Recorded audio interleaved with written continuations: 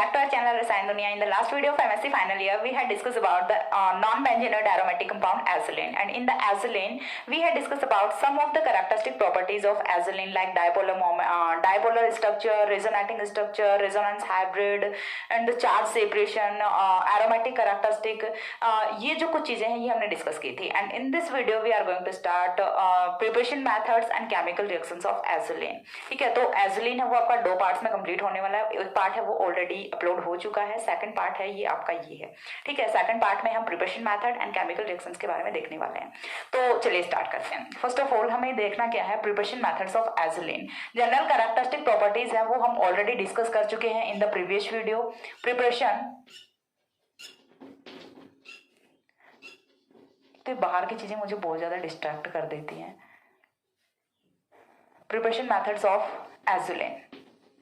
ठीक है, preparation methods of azulene की यदि हम बात करें तो यहाँ पे हमें दो ही मेथड्स हैं वो पढ़ने हैं.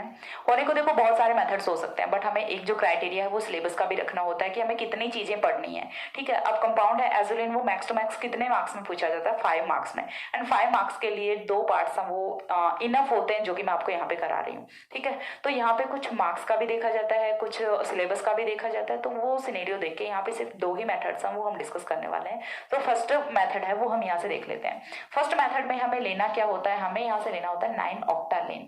ठीक है, ऑक्टालीन है वो हमें यहां से लेना है. ऑक्टालीन चलिए हमने यहां से ले लिया, ये हो गया आपका ऑक्टालीन. और ऑक्टालीन है वो आपका कौन सा होता है, 9 ऑक्टालीन होता है. 9 ऑक्टालीन हमने यहाँ से ले लिया. 9 ऑक्टालीन हम क्यों बोल रहे हैं, क्योंकि जब भी आप नोमेनक्लेचर करते हो यहाँ से तो देखिए ये वाला कार्बन नंबर 1 होगा, 2 होगा, 3, 4, 5, 6, 7, 8, 9. ठीक है, 9, 10 के बीच में यहाँ पे डबल बॉन्ड है. जब भी आपके पास में फ्यूज्ड हाइड्रोकार्बन्स होते हैं या फिर फ्यूज्ड साइक्लिक कंपाउंड होते हैं तो उनमें जब भी आप नोमेनक्लेचर करते हो तो नंबरिंग है वो पहले आपको फ्यूज्ड जो कार्बन्स होते हैं उनको छोड़ के करनी होती है. ठीक है, ऐसा नहीं है कि आप यहाँ से लगे 1, 2, 3, 4, 5 ये वाला कार्बन है ये 5 कभी भी नहीं हो सकता. ठीक है, पहले जितनी भी रिंग्स है आप उनका नंबरिंग करके आओ, देन आप जो फ्यूज्ड कार्बन्स है उनका नंबरिंग करो. तो यहाँ से ये वाली जो पोजिशन है ये होती है 9 एंड ये वाली पोजिशन है ये होती है 10. That's why it is said to be 9 octalene. अब 9 ऑक्टालीन को आपको फर्स्ट ऑफ ऑल क्या करना है, आपको यहां से कराना है ओजोनोलिसिस. ओजोनोलिसिस है वो आपको कराना है. एंड आफ्टर द ओजोनोलिसिस यहां से आपको कंडीशन है वो प्रोवाइड करानी है जिंक विद हाइड्रोलिसिस. तो यहां से ये वाली कंडीशन के साथ में डबल बॉन्ड का ओजोनोलिसिस है वो मैंने ऑलरेडी एक्सप्लेन किया है इन द ऑक्सीडेशन रिएक्शन. तो देखो ये जो छोटी छोटी चीजें है ना ये आपको बहुत ध्यान रखनी होती है कि कौन सी रिएक्शन है वो कहाँ पे यूज हो रही है. ठीक है, ये जो रिएक्शन है इनके एप्लीकेशन है वो आपको पता होने चाहिए. अब यहाँ पे मैं फिर से तो आपको पूरी रिएक्शन है वो एक्सप्लेन करने के लिए नहीं बैठूंगी. ठीक है, तो मैं आपको क्या बताऊंगी, यहाँ से डायरेक्ट प्रोडक्ट बताऊंगी. यदि आपको मैकेनिज्म देखना है सो दैट आपको ऑक्सीडेशन वाली वीडियोस देखनी पड़ेंगी. ऑक्सीडेशन ऑफ एल्केन्स में मैंने ओजोनोलिसिस है वो अच्छे से पूरा डिटेल्ड एक्सप्लेनेशन वो दिया हुआ है, तो वो आप वहां से जाके देख सकते हैं. ठीक है, देन यहाँ से देखिए इसके बाद ओजोनोलिसिस कराएंगे तो ओजोनोलिसिस का जो प्रोडक्ट है यहाँ से वो कुछ इस टाइप से फॉर्म होने वाला है. ठीक है, ओजोनोलिसिस का प्रोडक्ट है वो in the presence of zinc and hydrolysis यहाँ से बनेगा आपका डाइकार्बोनिल कंपाउंड. ठीक है, क्या बनेगा, डाइकार्बोनिल कंपाउंड बनेगा. मैं इसे कुछ इस टाइप से लिख के बता रही हूँ. ठीक है, ये आपका डाइकार्बोनिल कंपाउंड बनता है. चलिए मैं दूसरे टाइप से लिख के बता देती हूँ कि किस टाइप से ये बनेगा.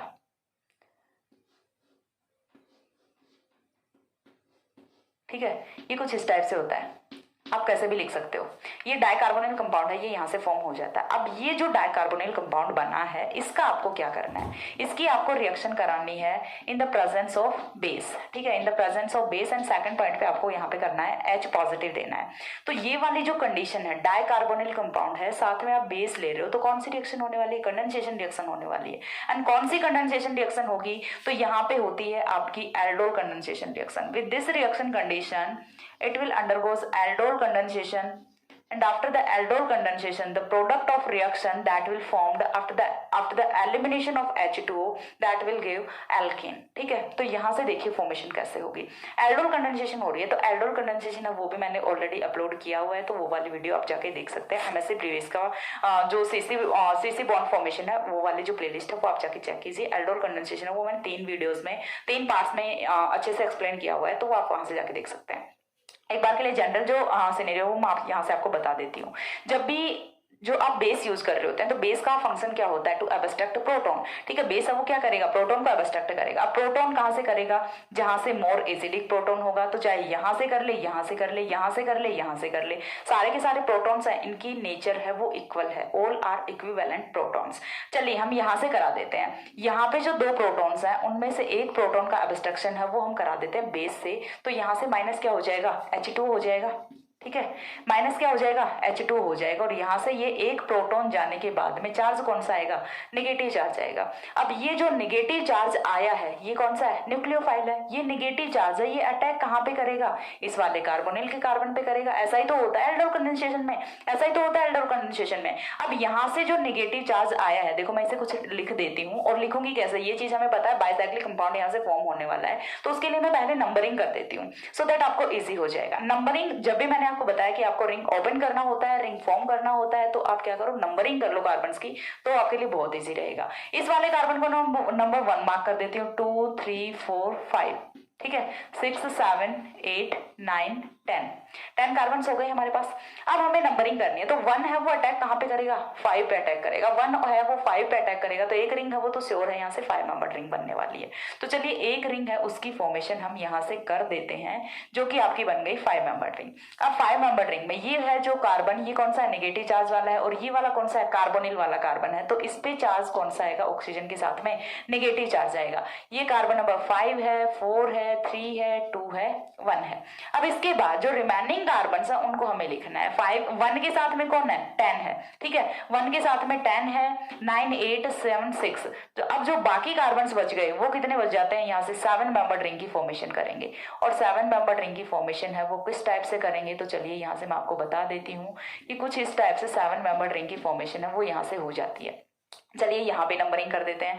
ये वाला कार्बन आपका कौन सा है, 5 है, ठीक है। आफ्टर दैट ये वाला 6 7 8 9 10। कार्बन नंबर 10 पे कौन सा होता है, डबल बॉन्ड O है, ठीक है। कार्बन नंबर 10 पे कौन है, डबल बॉन्ड O है। अब इसके बाद हमने सेकंड पोजीशन में सेकंड जो कंडीशन उसमें क्या दिया, H पॉजिटिव दिया है, तो ये H पॉजिटिव कहाँ पे जाएगा, O नेगेटिव पे जाएगा, तो यहाँ से फॉर्मेशन किसकी करेगा, OH की फॉर्मेशन करेगा। इतनी चीज क्लियर हो रही है, यहाँ से फॉर्मेशन किसकी करेगा, OH की फॉर्मेशन करेगा। अब OH की फॉर्मेशन करने के बाद अब यहाँ से होती है एलिमिनेशन रिएक्शन, ठीक है। अब यहाँ से कौन सी रिएक्शन होनी है, एलिमिनेशन रिएक्शन होती है, जो कि एल्डोल कंडेंसेशन में होता है। एलिमिनेशन रिएक्शन होती है by the elimination of H2O it will convert into alkene, ठीक है, यही तो होता है। तो यहाँ से ये वाला तो जाएगा H और ये वाला जाएगा OH, और ये फॉर्मेशन है ये किसकी करेंगे, एल्केन की फॉर्मेशन करेंगे, डबल बॉन्ड की फॉर्मेशन करेंगे, और यहाँ से कुछ इस टाइप का बाइसाइक्लिक कंपाउंड है वो फॉर्म होता है, ठीक है। कुछ इस टाइप का बाइसाइक्लिक कंपाउंड है वो यहाँ से फॉर्म हो जाता है, डबल बॉन्ड O आ गया और ये आ गया, ठीक है।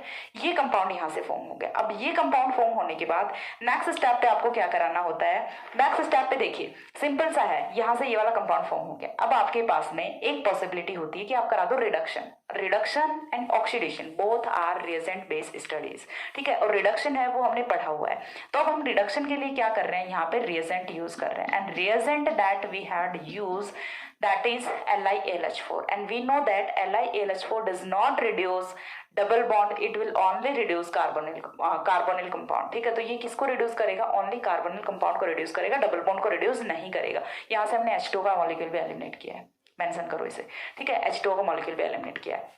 अब जब कार्बोनिल कंपाउंड का यहाँ से रिडक्शन हो रहा है, तो कार्बोनिल कंपाउंड आपका कौन सा है, कीटोन है, और कीटोन है उसका रिडक्शन किसमें होता है, अब बोलने वाला तो कोई है नहीं। कीटोन का रिडक्शन किसमें होता है, यहाँ से कीटोन का रिडक्शन होता है अल्कोहल में, एंड 2 डिग्री अल्कोहल में, ठीक है। तो यहाँ से ये बन गया 2 डिग्री अल्कोहल।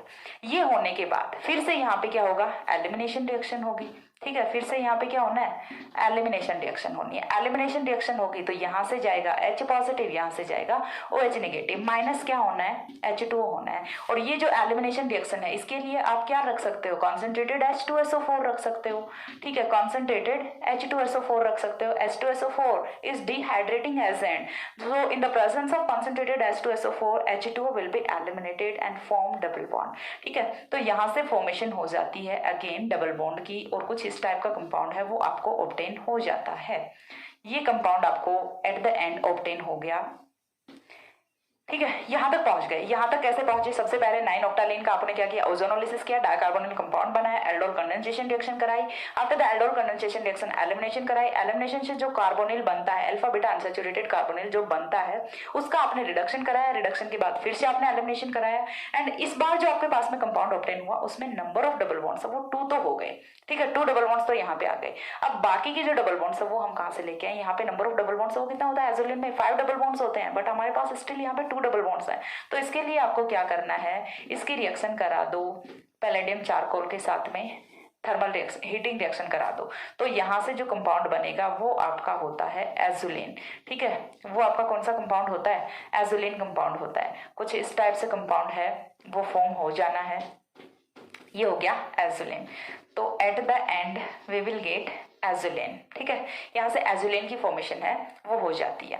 ये हुआ आपका first preparation method. First preparation method में मैंने आपको बताया 9 ऑक्टालेन लेना है, ozonolysis, aldol condensation, elimination, 2 times elimination, 2 times elimination. After that reaction with palladium charcoal, heating reaction, so we will get azulene. First preparation method होता है ये। Second preparation method है वो हम किससे कर सकते हैं? ऑब्टेन एज़ोलिन को। एज़ोलिन को हम फॉर्म कर सकते हैं by the basic reaction, by the base catalysed reaction of fulvene. ठीक है, base catalysed reaction of fulvene. हम फुलवेन जो कंपाउंड होता है उसकी बेस कैटेलाइज्ड रिएक्शन करा दें तो वहां से भी हम एज़ोलिन है वो ऑब्टेन कर सकते हैं। तो चलिए वो भी हम देख लेते हैं। तो सेकंड जो प्रिपरेशन मेथड है वो हम यहाँ से क्या लिखेंगे? Azulene can be also prepared, azulene can be also prepared, गर्मी इतनी हो रही है मेरा दिमाग फट रहा है, कैन बी ऑल्सो प्रिपेयर्ड, इतनी गर्मी में तो इंसान कुछ भी भूल सकता है। Azulin can be also prepared by base catalyzed reaction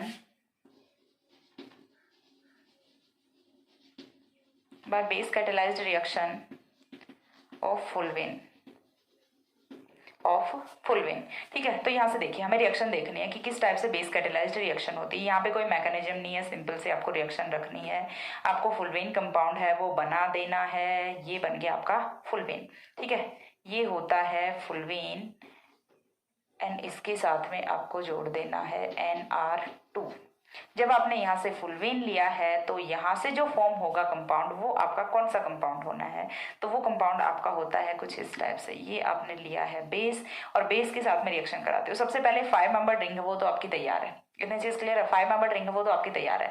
अब उसके बाद आपको क्या करना है? उसके बाद आपको ये वाले जो डबल बॉन्ड है इनकी रिएक्शन करा दो। यहाँ पे ये वाले डबल बॉन्ड के इलेक्ट्रॉन्स यहाँ पे शिफ्ट करेंगे, ये वाले यहाँ पे शिफ्ट करेंगे, ये वाले आगे आगे आगे ऐसे चलते जाएंगे and at the end we will get, सबसे पहले चीज 5 मेंबर रिंग है वो आपके पास में है। देन यहाँ से ये वाला 6th carbon, 7th carbon, 8th carbon, 9th carbon and 10th carbon हो जाएगा। NR2 है वो यहाँ से एलिमिनेट हो जाता है। तो यहाँ से 10 कार्बन के साथ में जो कंपाउंड हमें ऑब्टेन होता है वो क्या होता है? अपना एज़ोलिन होता है। 10 कार्बन के साथ में वी विल गेट एज़ोलिन। क्लियर? देखो ये बन गया आपका एज़ोलिन। फुलवेन क्या होता है, कैसे याद रखोगे? 3 चोटियां बना दो, 5 मेंबर रिंग बनाओ, ठीक है, उसके साथ में 3 चोटियां बना दो। अब यहाँ से कॉन्जुगेशन में डबल बॉन्ड लगाते जाओ, बन गया आपका फुलवेन। ये होता है फुलवेन। ठीक है, ये होता है फुलवेन एंड फुलवेन की जब बेस कैटेलाइज्ड रिएक्शन कराई जाती है तो यहाँ से ऑब्टेन होता है एज़ोलिन। ये थे 2 preparation methods and after preparation method we will discuss about chemical reactions of azulene. Chemical reactions वो कौन से पोजीशन पे होंगी? वो होंगी पोजीशन नंबर 1 एंड 3 पे। एंड कौन सी रिंग में होंगी? 2 रिंग है यहाँ पे and both rings are aromatic ring. ठीक है, दोनों ही एरोमेटिक होती हैं बट किसी एक में यहाँ पे केमिकल रिएक्शंस वो होने वाली हैं एंड केमिकल रिएक्शंस वो एरोमेटिक इलेक्ट्रोफिलिक सब्स्टिट्यूशन रिएक्शंस होंगी एंड होंगी 5 मेंबर रिंग की 1 एंड 3 पोजीशन पे, जो कि हमने रेजोनेटिंग स्ट्रक्चर्स में देखा था। जहाँ पे नेगेटिव चार्ज आया था वहीं पे रिएक्शंस होने वाले हैं। इतना स्क्रीनशॉट ले लो, देन एक्सप्लेन करती हूँ। हो गया? इसके बाद में देखिए नेक्स्ट पॉइंट है वो हमें डिस्कस करना है केमिकल रिएक्शंस ऑफ एज़ोलिन।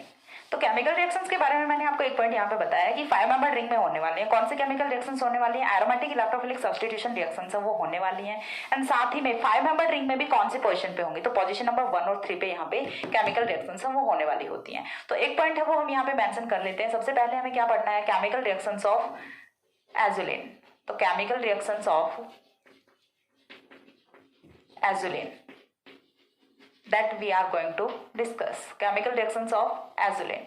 अब केमिकल रिएक्शंस ऑफ एजुलिन में सबसे पहले हमें ये बताना पड़ेगा कि कौन से टाइप की केमिकल रिएक्शंस है वो यहाँ पे होने वाली हैं। तो हमें फर्स्ट पॉइंट यहाँ से मेंशन करना पड़ेगा, azulene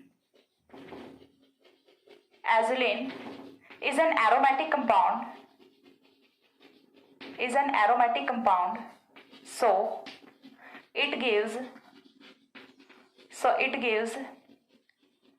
aromatic electrophilic substitution reactions,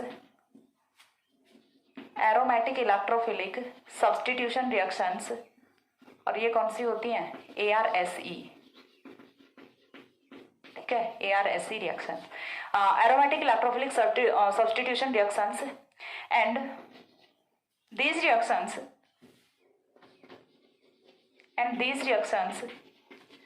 takes place at 5-membered ring of azulene,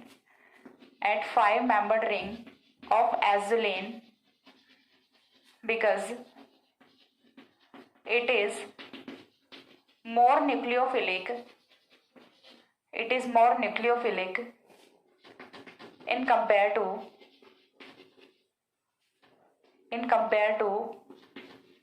7-membered ring, ठीक है, जो कि हमने रिजोनेटिंग स्ट्रक्चर्स में देखा है। 7-membered रिंग पे चार्ज कौन सा होता है, पॉजिटिव चार्ज होता है। That mean 7-membered ring behaves like electrophile and 5-membered ring behaves like nucleophile.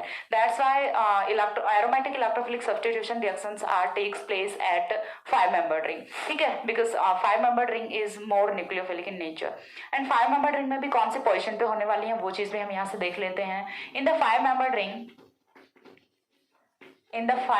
Ring electrophile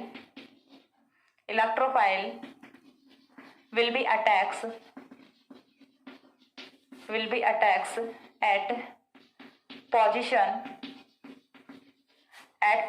1 and position 3. So we can say that azulene gives 1,3 substituted product after the electrophilic substitution reactions। अब कौन सी reactions होती हैं, तो सबसे पहले हम एक general reaction देख लेते हैं, उसके बाद इलेक्ट्रोफिलिक सब्स्टिट्यूशन रिएक्शंस कौन सी होती हैं, थोड़ा सा सोचना खुद से रुक के, तब तक मैं बताती हूँ, ठीक है। जैसे आपकी नाइट्रेशन हो गई, सल्फोनेशन हो गई, एसाइलेशन हो गई, एल्काइलेशन हो गई, फ्रीडल क्राफ्ट रिएक्शन हम दोनों को बोल सकते हैं कंबाइनली, ठीक है, हेलोजिनेशन हो गई, ये सारी कौन सी होती हैं, इलेक्ट्रोफिलिक सब्स्टिट्यूशन रिएक्शंस तो होती हैं। तो हमें यही वाली रिएक्शन से वो करानी है, बहुत ही इजी सी रिएक्शन होने वाली है। तो सबसे पहले देखो, हम एक बार के लिए एजुलिन है वो यहाँ पे हम लिख लेते हैं, और उसी से मैं सारी रिएक्शंस है वो आपको एक्सप्लेन कर दूंगी। एक ही एजुलिन में लिखूंगी, आपको अलग अलग लिखना है तो लिख सकते हो, बाकी आप इसे ऐसे भी एक्सप्लेन कर सकते हो, ठीक है। चलो, इतना रिलैक्सेशन दिया आपको, हो गया। ये हमने क्या लिया है, एजुलिन लिया है, गर्मी बहुत हो रही है, एजुलिन लिया है। एजुलिन की रिएक्शन है वो किसके साथ में करानी है, चलिए हम डिफरेंट इलेक्ट्रोफाइल्स के साथ में कराते हैं।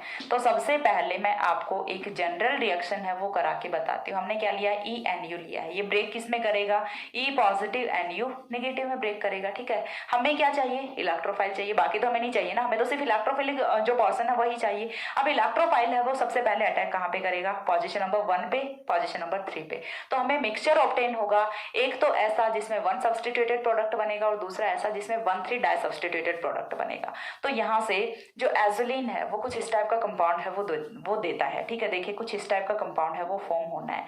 ये बन गई आपकी 7-membered रिंग, ये बन गई आपकी 5-membered रिंग।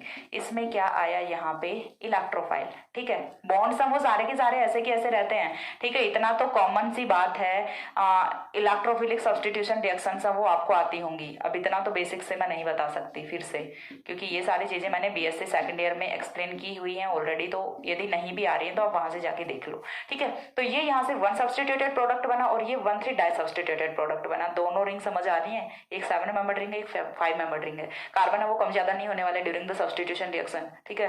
बाय मिस्टेक यदि मेरा हो भी जाता है तो खुद से करेक्ट कर लेना, बट नहीं होगा, ठीक है, जहां तक मेरा आइडिया है। मैं यहीं पे सारे रिएक्शन है वो आपको एक्सप्लेन करके बताती हूँ एक ही शॉट में।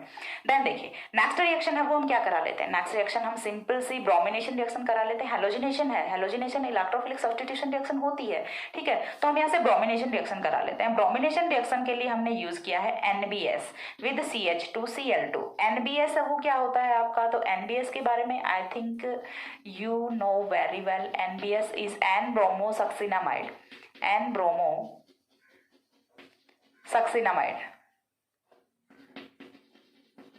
एंड एन ब्रोमो सक्सिनामाइड ये क्या होता है, ब्रोमीन सोर्स होता है। जब भी आपको ब्रोमिनेशन रिएक्शन करानी होती है तो आप ये यूज कर सकते हैं। ये क्या करता है, ब्रोमीन प्रोवाइड कराता है। जब ये ब्रोमीन प्रोवाइड कराएगा तो यहाँ से जो रिएक्शन का प्रोडक्ट है वो कुछ इस टाइप से आएगा। 7 मेंबर रिंग को आपको कुछ भी नहीं करना, 7 मेंबर रिंग आपकी हर रिएक्शन में एज इट इज ही रहेगी, ठीक है। आपको सिर्फ रिएक्शन में छेड़ना है किसको, 5 मेंबर रिंग को, ठीक है। 7 मेंबर रिंग है वो यहाँ पे निर्दोष है, तो उसके साथ आप कुछ नहीं कर सकते। आपको जो करना है, कूटना है, पीटना है, मारना है, वो आप करो 5 मेंबर रिंग के साथ में, ठीक है। यहाँ से भी अगेन जब आपको ये वाली रिएक्शन आ गई ना तो सारी की सारी रिएक्शन वो एज इट इज आ जाएंगी। आपको सिर्फ ये याद रखना है कि कौन सी रिएक्शन के लिए आप रिएजेंट है वो कौन सा यूज कर रहे हो। लाइक हम नेक्स्ट रिएक्शन है वो कराते हैं यहाँ से नाइट्रेशन रिएक्शन, ठीक है। नाइट्रेशन रिएक्शन हम यहाँ से कराते हैं। तो नाइट्रेशन रिएक्शन के लिए हम यहाँ पे जो रिएजेंट कर रहे हैं यूज वो कर रहे हैं CuNO3 का होल ट्वाइस, ठीक है, in the presence of AC2O, in the presence of AC2O। तो यहाँ से जो रिएक्शन का प्रोडक्ट होगा वो क्या होगा, देखिए रिएक्शन का प्रोडक्ट है वो तो सेम ही होना। जब नाइट्रेशन रिएक्शन करा रहे हैं तो इतनी जो चीज समझ आती है कि यहाँ से जो प्रोडक्ट बनेगा वो कौन सा बनेगा, नाइट्रो सब्स्टिट्यूटेड ही तो बनेगा, कुछ अलग तो बन नहीं सकता। नाइट्रो सब्स्टिट्यूटेड प्रोडक्ट है वही यहाँ से फॉर्म होगा। अब नाइट्रो सब्स्टिट्यूटेड प्रोडक्ट बनेगा, पोजिशन का हमें पता है कि कहाँ पे जाके जुड़ने वाला है नाइट्रो ग्रुप, तो बस सिंपल सा है कि आपको जो नाइट्रो ग्रुप है उसे ऐड कर देना है, ठीक है। बाकी कुछ भी चेंज नहीं करना, सिर्फ आपको ये पता होना चाहिए कौन सी रिएक्शन कंडीशन है एंड कौन सी रिएक्शन कंडीशन के साथ में कौन सा रिएजेंट लिया है। पोजीशन है वो आपको एक ही में समझ आ जाएगा। ये वाली पोजीशन नंबर 1 होती है, 2 होती है, 3 होती है, ठीक है। तो 1 सब्स्टिट्यूटेड एंड 1 3 डाइसब्स्टिट्यूटेड प्रोडक्ट है वो यहाँ से ऑब्टेन हो रहे हैं। अब इसके बाद जो नेक्स्ट रिएक्शन है वो हम अगेन कर लेते हैं। नेक्स्ट रिएक्शन है वो कौन सी होगी, नीचे नहीं दिखेगा आई थिंक। तो नेक्स्ट रिएक्शन है वो मैं कहाँ पे एक्सप्लेन करूँ, दिख जाएगी, नीचे जाके देखती हूँ, मैं एक बार के लिए लिख देती हूँ, देन मैं जाके देखती हूँ दिखेगा कि नहीं दिखेगा, ठीक है। नेक्स्ट रिएक्शन है वो मैं यहाँ से कर देती हूँ सल्फोनेशन रिएक्शन। तो सल्फोनेशन रिएक्शन है वो हम क्या यूज कर ले, SO3 यूज कर लेते हैं in the presence of dioxin, ठीक है। SO3 यूज करेंगे तो यहाँ से अगेन आपका क्या आएगा, SO3H है वो यहाँ पे सब्स्टिट्यूट हो जाएगा, ठीक है। तो यहाँ से देखिए क्या बनेगा, रिएक्शन का प्रोडक्ट, रिएक्शन का प्रोडक्ट है वो मैं दूसरे चौक से बनाती हूँ। चलिए यहाँ से भी कुछ ऐसा ही बनना है। सल्फोनिक जो ग्रुप है, सल्फोनिक एसिड जो ग्रुप है वो यहाँ पे हमें सब्स्टिट्यूट कराना है, बाकी कुछ भी चेंज नहीं करना है। पोजीशंस है वो आपको फिक्स रखनी है 1 एज वेल एज 3।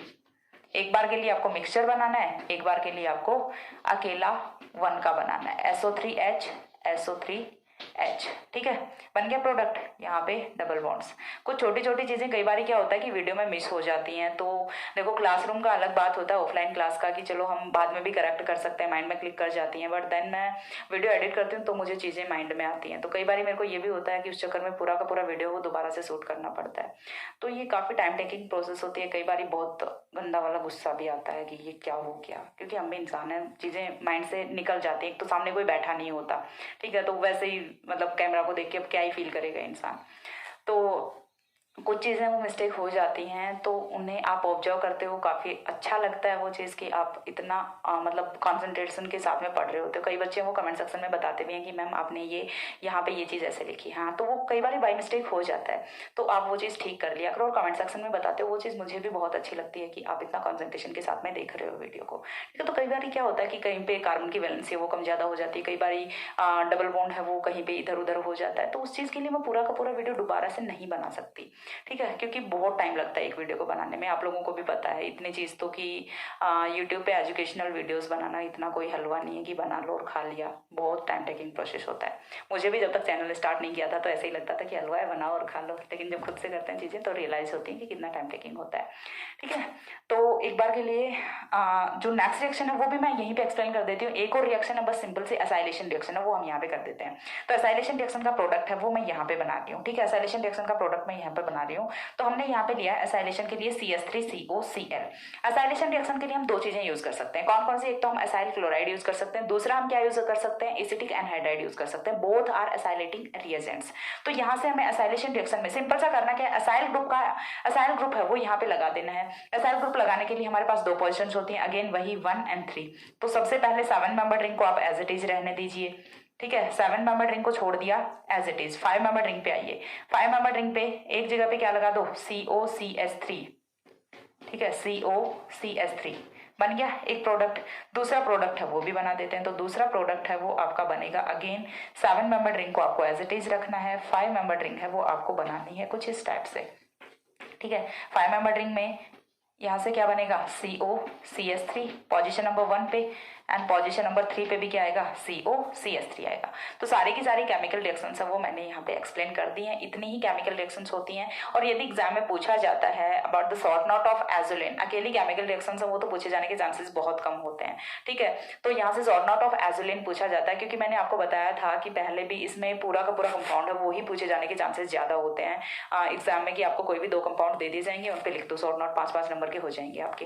तो काफी ईजी यूनिट है, काफी अच्छी यूनिट है। तो यहाँ से आप केमिकल रिएक्शंस इन्हें इसी टाइप में एक्सप्लेन कर सकते हो। जरूरी नहीं है कि आप एक बार एजुलिन लिखो फिर उसके साथ में ये वाला रिएजेंट, ये प्रोडक्ट, फिर से आप एजुलिन लिखो, ऐसा कुछ नहीं। आप एक बार के लिए एजुलिन लिखो और उसी में फिर आप एरो लगा लगा के हर तरफ प्रोडक्ट्स है वो बना दो, ठीक है। ये हो जाती है केमिकल रिएक्शंस ऑफ एजुलिन। आपको सिर्फ ध्यान इतना रखना होता है कि azulene is an aromatic compound, so it will give aromatic electrophilic substitution reaction. सबसे पहली चीज तो आपको ये पता होनी चाहिए, क्योंकि जब मैंने BSc फर्स्ट ईयर में एक्सप्लेन किया है अबाउट द रिएक्शन मैकेनिज्म, तो मैंने आपको बताया है अच्छे से कि कौन सी रिएक्शन है वो कौन से कंपाउंड्स की कैरेक्टरिस्टिक प्रॉपर्टी होती है, ठीक है। तो जो एरोमेटिक कंपाउंड्स होते हैं उनकी कैरेक्टरिस्टिक प्रॉपर्टीज होती हैं aromatic electrophilic substitution reaction. Like जो आपके अनसैचुरेटेड कंपाउंड्स होते हैं उनकी कैरेक्टरिस्टिक रिएक्शंस होती हैं एडिशन रिएक्शंस, ठीक है। तो इस टाइप से हर एक टाइप का जो कंपाउंड होता है उसकी कुछ ना कुछ कैरेक्टरिस्टिक रिएक्शंस होती हैं जो कि उन्हें देनी ही देनी होती हैं। उन्हीं रिएक्शंस के बेसिस पे हम बता सकते हैं कि हाँ ये वाला कंपाउंड है ये, ठीक है। तो हम कोई भी कंपाउंड यदि एरोमेटिक इलेक्ट्रोफिलिक सब्स्टिट्यूशन रिएक्शन दे रहा है, साइक्लिक है, कॉन्जुगेटेड है, हकल के रूल को फॉलो कर रहा है, तो उसे हम एरोमेटिक कंपाउंड बता सकते हैं, ठीक है। तो इसी वे में एजुलिन है वो आपका एरोमेटिक इलेक्ट्रोफिलिक सब्स्टिट्यूशन रिएक्शन देता है, because azulene has aromatic nature. After that जो 7 मेंबर रिंग है उस पे कोई जो आपका सब्स्टिट्यूएंट है वो नहीं जाता, 5 मेंबर रिंग पे जाता है। ये चीज आप कहाँ से फाइंड आउट करोगे? ये चीज आप फाइंड आउट करनी होती है by the resonating structures, because we already seen in the resonating structures 7 member ring has positive charge as well as 5 member ring has negative charge, and always aromatic electrophilic substitution reactions are takes place at nucleophilic carbon, ठीक है। Because electrophile है वो कहाँ पे attack करेगा? Nucleophile पे ही तो करेगा, ये तो ऑब्वियस सी बात होती है। तो न्यूक्लियोफिलिक रिंग कौन सी होती है? 5 मेंबर रिंग होती है। 5 मेंबर रिंग में भी कौन कौन सी पोजीशंस पे करेगा? पोजीशन नंबर 1 पे और पोजीशन नंबर 3 पे अटैक करेगा। तो ये थी अबाउट रिएक्शंस। अब इसके बाद कुछ कैरेक्टरिस्टिक प्रॉपर्टीज हैं वो और रह जाती हैं, लाइक एजुलिन है उसमें हमें ये चीज पता है कि कॉन्जुगेशन होता है, बट फिर भी ये डेल साइडर रिएक्शन में डाइईन की तरह से बिहेव नहीं करता, इसका ऑटो ऑक्सीडेशन नहीं होता, इसका पॉलीमराइजेशन नहीं होता, ठीक है। और एक और चीज, ये प्रोटॉन बहुत इजीली डोनेट करता है, ठीक है। ये प्रोटॉन इजीली देके, और एजुलिन है वो एसिड सेंसिटिव होता है, ठीक है। एजुलिन है वो एसिड सेंसिटिव होता है, और एसिड सेंसिटिव होता है इस चीज का रीजन है वो क्या होता है? क्योंकि एजुलिन है वो एसिड सेंसिटिव होने के बाद में एसिड सेंसिटिव होता है तो ये H पॉजिटिव लेके एंड फॉर्मेशन किसकी करता है? एजुलिनियम कटायन की फॉर्मेशन करता है, जो कि स्टेबल होता है बाय द रेजोनेटिंग स्ट्रक्चर्स, जो कि मैं अभी यहाँ पे एक्सप्लेन करने वाली हूँ। तो ये कुछ पॉइंट्स और बचते हैं अबाउट एजुलिन जो कि मैं एक्सप्लेन करती हूँ। तब तक एक बार इतना स्क्रीनशॉट ले लो। हो गया। इसके बाद देखिए कुछ जो पॉइंट्स हैं वो भी मैं यहीं पे एक्सप्लेन करती हूँ आपको। देखो अभी भी वीडियो वो काफ़ी लंबा हो गया, एक वीडियो में करती तो ये बहुत ज़्यादा हो जाता और चीज़ें उतनी अच्छे से एक्सप्लेन नहीं हो पाती जितना 2 वीडियोस में हो रही हैं, ठीक है। कर मैं दूसरे वीडियो के बाद में रही हूँ, वो बात अलग है कि अपलोडिंग का टाइमिंग है वो डिफरेंट होने वाला है, बाकी मेरे को तो बनाना है साथ ही, ठीक है। यहाँ से देखिए नेक्स्ट पॉइंट है वो हम यहाँ से बात करने वाले हैं about the general characteristics of azulene. तो किसी बच्चे ने मेरे को कमेंट में बोला था कि मैम हाथ से जब आप बोर्ड साफ करते हो तो वो बहुत गंदा लगता है, ठीक है, हम लाइक बैक्टीरियाज होते हैं ऐसा कुछ। बट एक चीज़ मैं बोलना चाहूँगी, जब हम टीचिंग प्रोफेशन में होते हैं तो चाहे कितना भी केयरफुली आप रहो, बट एट द एंड कहीं ना कहीं हम हाथ का यूज़ कर ही लेते हैं। तो मेरे हाथ वो काफ़ी अच्छे हुए रहते हैं। जब मैं ऑफलाइन क्लास में होती हूँ तब तो सारे कपड़ों की भी हालत बहुत ख़राब हो चुकी होती है। ओके देन यहाँ से देखिए नेक्स्ट पॉइंट है वो हमें क्या डिस्कस करना है। हम एजुलिन पढ़ रहे थे, आती हूँ पॉइंट पे।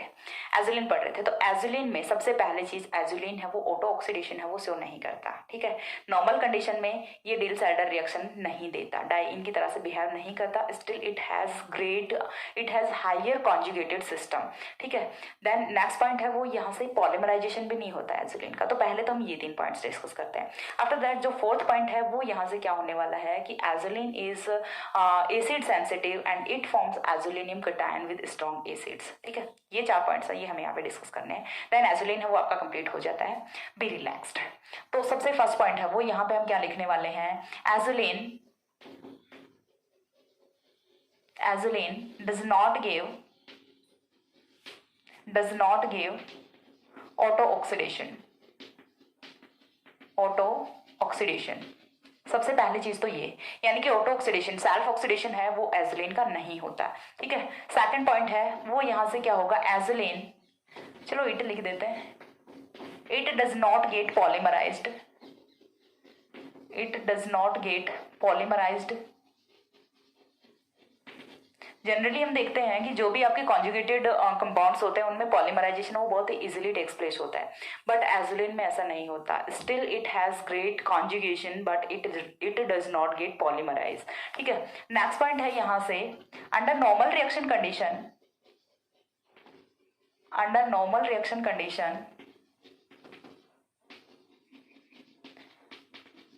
it does not behave like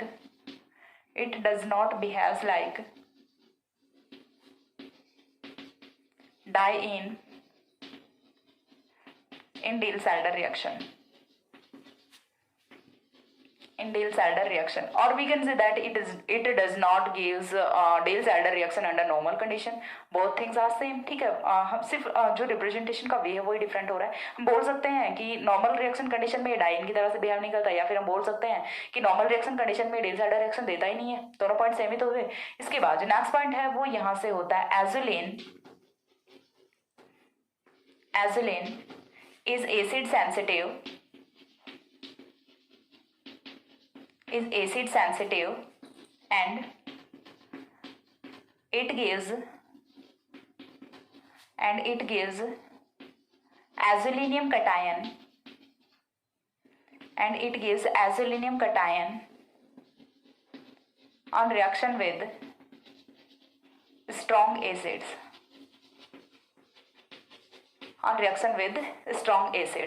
azulene है वो आपका एसिड सेंसिटिव होता है एंड एजुलिनियम कैटायन की फॉर्मेशन करता है विद स्ट्रॉन्ग एसिड्स।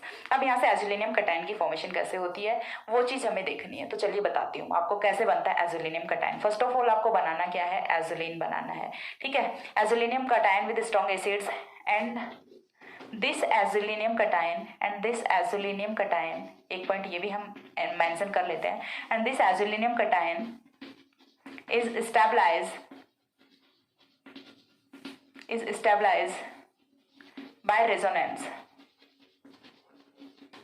resonance।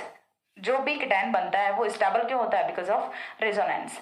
तो यहाँ से हमें बनाना है सबसे पहले एजुलिन। अब ये बन गया हमारा एजुलिन का हमें पता है कि क्या होने वाला है, रेजोनेटिंग स्ट्रक्चर्स की फॉर्मेशन करेगा। रेजोनेटिंग स्ट्रक्चर्स की फॉर्मेशन करेगा तो किस टाइप से करेगा, यहाँ पे वो चीज़ हम देख लेते हैं। तो सबसे पहले हमने क्या बोला कि it is an acid sensitive compound. तो एसिड सेंसिटिव कंपाउंड है तो हमने क्या लिया है, एसिड लिया है। यहाँ पे जब हमने एसिड लिया है तो ये H पॉजिटिव है, ये अटैक कहाँ पे करेगा, H positive also an electrophile, ठीक है। थोड़ा सा चीज को कोरिलेट करो, इसीलिए मैंने पहले केमिकल रिएक्शंस पढ़ाई हैं, ठीक है। H पॉजिटिव है, इसकी नेचर कैसी होती है, इलेक्ट्रोफिलिक नेचर ही होती है। अरे इलेक्ट्रोफाइल ही तो होता है ये। जब ये इलेक्ट्रोफाइल है तो अटैक कहाँ पे करेगा, 5 मेंबर रिंग पे करेगा। Is that clear? ये 5 मेंबर रिंग पे तो अटैक करेगा ना, 7 मेंबर रिंग पे तो नहीं जाएगा। अब 5 मेंबर रिंग पे अटैक करेगा तो करेगा कहाँ पे, या तो पोजीशन नंबर 1 पे करेगा या फिर पोजीशन नंबर 3 पे करेगा। दो पॉसिबिलिटीज होती हैं, there is no possibility other than position number 1 and position number 3। तो यहाँ से ये वाले जो बॉन्ड के इलेक्ट्रॉन्स हैं ये शिफ्ट करेंगे यहाँ पे। जैसे ये वाले बॉन्ड के इलेक्ट्रॉन शिफ्ट करते हैं यहाँ पे तो चार्ज कौन सा आएगा, नेगेटिव चार्ज आएगा। नेगेटिव चार्ज के साथ में H पॉजिटिव वो जाके अटैक कर लेता है। तो यहाँ से कुछ इस टाइप की स्ट्रक्चर है वो हमें ऑब्टेन होती है। ठीक है, कुछ इस टाइप की स्ट्रक्चर है वो हमें ऑब्टेन होती है। एक हाइड्रोजन यहाँ पे ऑलरेडी होता है और दूसरा है वो यहाँ पे आके जुड़ गया। पहले यहाँ पे कौन था, CH था, अभी एक H पॉजिटिव है वो और आ गया यहाँ पे। एक और H पॉजिटिव के आने से यहाँ पे आ गया आपका यहाँ पे तो H पॉजिटिव आ गया, बट इस वाले कार्बन पे कौन आ गया, पॉजिटिव चार्ज आ गया। ठीक है, इस वाले कार्बन पे कौन आ गया, पॉजिटिव चार्ज आ गया, because it is electron deficient carbon now. अब यहाँ से क्या होगा, ये जो पॉजिटिव चार्ज आया है इसका क्या होना है, इस पॉजिटिव चार्ज का होना है डिलोकलाइजेशन। क्यों, क्योंकि यहाँ पे कॉन्जुगेशन एंड कॉन्जुगेशन है तो रेजोनेंस तो होना है। अब इस पॉजिटिव चार्ज का हम स्टार्ट करते हैं delocalisation, because of delocalisation it get stable. ठीक है, इट गेट स्टेबलाइजेशन। अब नाउ देखिए यहाँ से हमने ये वाले डबल बॉन्ड के इलेक्ट्रॉन्स को शिफ्ट किया यहाँ पे, तो डबल बॉन्ड के इलेक्ट्रॉन्स आए यहाँ पे, पॉजिटिव चार्ज आया यहाँ पे, न्यू पोजीशन पे पॉजिटिव चार्ज आ गया। अगेन हम इन वाले बॉन्ड के इलेक्ट्रॉन्स को शिफ्ट करेंगे यहाँ पे, तो पॉजिटिव चार्ज है वो आएगा इस वाले कार्बन पे, नेक्स्ट कार्बन पे। रेजोनेटिंग स्ट्रक्चर्स बनाने में आई थिंक किसी को कोई प्रॉब्लम नहीं होनी चाहिए। सिंपल सा बस आपको कॉन्जुगेशन है वो देखना होता है। कॉन्जुगेशन को देख देख के आपको सिंपल सा बॉन्ड का जो डिलोकलाइजेशन है वो कराना होता है। ठीक है, करा दिया हमने, ये करा दिया। इस बार के लिए अगेन क्या करना है, ये वाला जो डबल बॉन्ड है इसे हम यहाँ पे शिफ्ट करेंगे एंड फॉर्मेशन करेंगे another resonating structure that has positive charge at different position. ठीक है ना, यहाँ से देखिए ये बना, ये बना, ये बना, पॉजिटिव चार्ज कहाँ पे आ गया, यहाँ पे आ गया। तो ओवरऑल हम बोल सकते हैं कि जब एसिड के साथ में रिएक्शन की है तो यहाँ से जो कंपाउंड बन रहा है उसमें क्या होता है कि आपका जो 7 मेंबर रिंग होती है उसमें तो कौन आ गया, पॉजिटिव चार्ज आ गया। एंड यहाँ पे ये वाले जो स्ट्रक्चर है ये एज इट इज रहती है। तो ये आपका क्या होता है, एजुलिनियम कटायन होता है, azulenium cation. And azulenium cation is stabilised by the resonating structures. ठीक है, तो यहाँ से रेजोनेटिंग स्ट्रक्चर्स से एजुलिनियम कटायन है वो आपका स्टेबल होता है। ये था अबाउट एजुलिन। यहीं पे आपका एजुलिन है वो कंप्लीट होता है। एजुलिन में इसके बाद में कोई भी पॉइंट नहीं बचता। इसके बाद में जो नेक्स्ट कंपाउंड है वो हम स्टार्ट करेंगे फिनेंथ्रीन या फिर इंडीन, कुछ भी। पहले इंडीन कर लेते हैं बिकॉज हमने यहाँ से bicyclic non benzenoid aromatic compound है वो स्टार्ट किया है। फिनेंथ्रीन है वो पॉलीसाइक्लिक में आ जाता है। देन बायसाइक्लिक का हमारे पास में 2 कंपाउंड थे, एजुलिन है एंड इंडीन है। एजुलिन है वो ऑलरेडी पूरा कंप्लीट हो चुका है, सो दैट इसके बाद हम इंडीन है वो स्टार्ट करने वाले हैं। ठीक है, सो आज के वीडियो में इतना ही। नेक्स्ट मिलते हैं दूसरे वीडियो में, तब तक के लिए सी या, have a good day, thanks for watching.